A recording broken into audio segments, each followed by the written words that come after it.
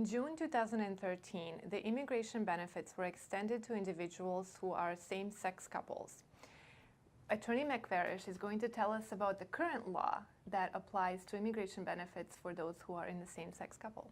This was a change long overdue, and we're happy that President Obama acted so quickly after the Windsor decision in June of 2013.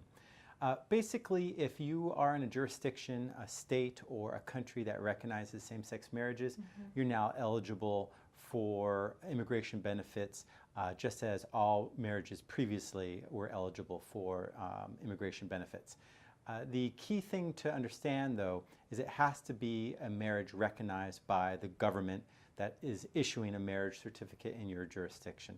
So, for instance, if you're in Utah, you're probably going to be out of luck for a while, whereas if you're in California or you're in Norway, where same-sex marriage is recognized, then you can apply immediately.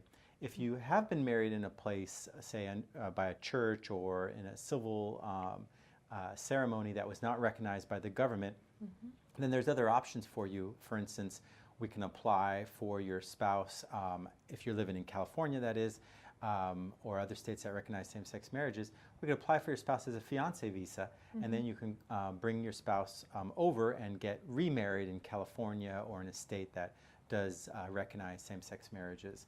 So the point is, if you're in a same-sex relationship, don't let the fact that previously those were ineligible for green cards stop you or slow you down. We'll find a solution for you so that you can bring your loved one here, get them a green card, and proceed with your life. So for individuals that might be eligible for this extended benefit, is there a time frame when they have to be married? Do they have to be married prior to the decision that came down in June 2013? There isn't. There weren't that many jurisdictions at that point that recognized same-sex marriage. But even if you're not married yet, we recommend you come into our office so we can discuss the process with you.